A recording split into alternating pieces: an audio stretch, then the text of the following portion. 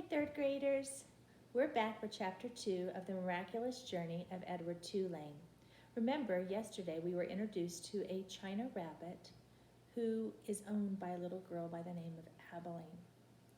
I would like to share with you chapter 2 now.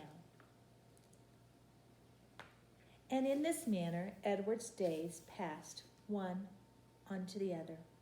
Nothing remarkable happened. Oh, there was the occasional small domestic drama.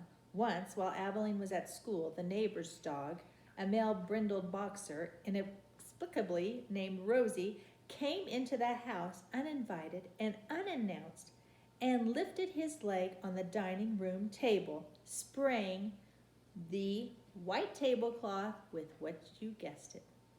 There you have it. He then trotted over and sniffed Edward, and before Edward even had time to consider the implications of being sniffed by a dog, he was in Rosie's mouth, and Rosie was shaking him back and forth vigorously, growling and drooling. Fortunately, Abilene's mother walked past the dining room and witnessed Edward's suffering. "Drop it," she shouted to Rosie, and Rosie, surprised into obedience, did as he was told. Isn't that funny? His name is Rosie and it's a boy. Anyway, Edward's silk suit was stained with drool and his head ached for several days afterward, but it was his ego that had suffered the most damage. Abilene's mother had referred to him as it, and she was more outraged at the dog peeing on the tablecloth than she was about the indignities that Edward had suffered at the jaws of Rosie. And then there was the time that a maid, new to the Tulane household and eager to impress her employers with her diligence, came upon Edward sitting on his chair in the dining room. "What's this bunny doing here?" she said out loud. Edward did not care at all for the word bunny. He found it derogatory in the extreme. Boys and girls, I want to share a picture of Rosie, the boy dog, and Edward. Okay. We move forward.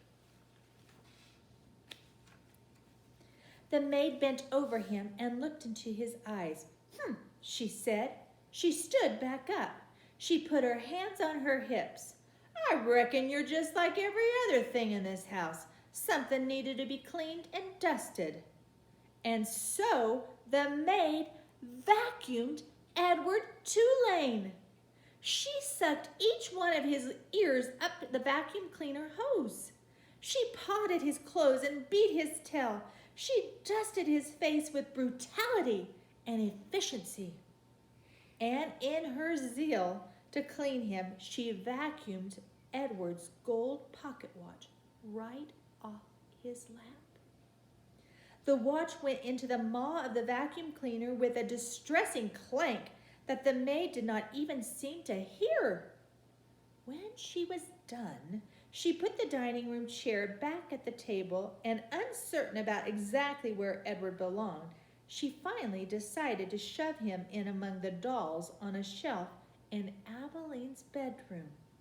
"That's right," said the maid. "There you go." She left Edward on the shelf at a most awkward and inhumane angle.